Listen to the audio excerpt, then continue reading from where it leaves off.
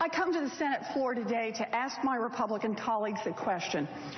Do you have any idea what year it is? Did you fall down, hit your head, and think you woke up in the 1950s or the 1890s? Should we call for a doctor? Let's be really clear about something. The Republican scheme to defund Planned Parenthood is not some sort of surprised response to a highly edited video. Nope, it's just one more piece of a deliberate, methodical, orchestrated right-wing attack on women's rights. I don't know what was acceptable in 1890 or what was shocking in 1950. The Archbishop of Chicago said, "Have we so muted the humanity of the unborn child that some consider it acceptable to speak freely of crushing a child's skull to preserve valuable body parts?" Was that acceptable in 1890 or 1950?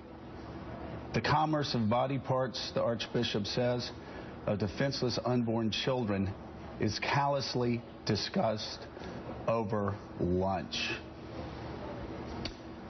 A woman who spoke yesterday on the Senate floor talks about a sheer disdain for human dignity and a complete disregard for women and their babies.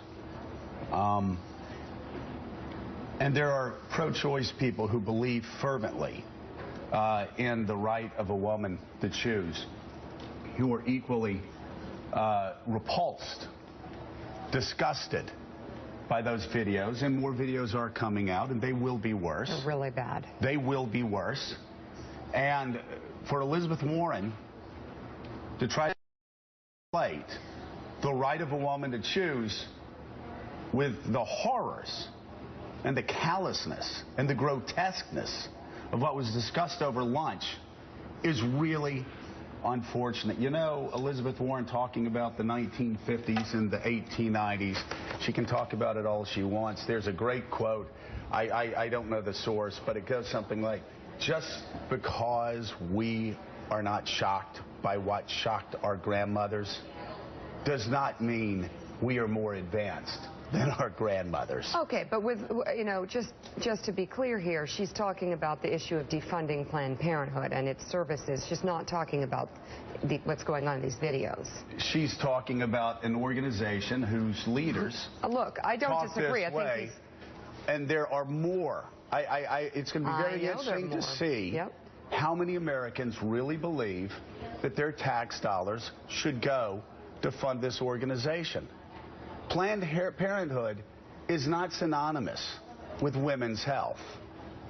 You can have women's health, or you can have an organization that takes care of women's health without having the #1 abortion provider who speaks so callously over lunch about the harvesting of unborn children. This story is going to get a lot bigger. Yeah, I'm just saying, conflating the right to choose with Planned Parenthood, conflating taxpayer dollars going to Planned Parenthood with protecting women's health, that's just a red herring. It has been set up that way, so you can't have this discussion without being against women's health, but you can be against the funding of Planned Parenthood without being against the support of women's health care. You also can be for the funding of Planned Parenthood. Nice try, Elizabeth Warren. Nice try. It's only going to get worse for Planned Parenthood. I agree with Hillary Clinton. There are troubling things on those tapes, and everybody needs to open their eyes and see that, instead of reflexively talking about right-wing attacks on a woman's right to choose. Please, stop insulting our intelligence, Elizabeth Warren. Stop.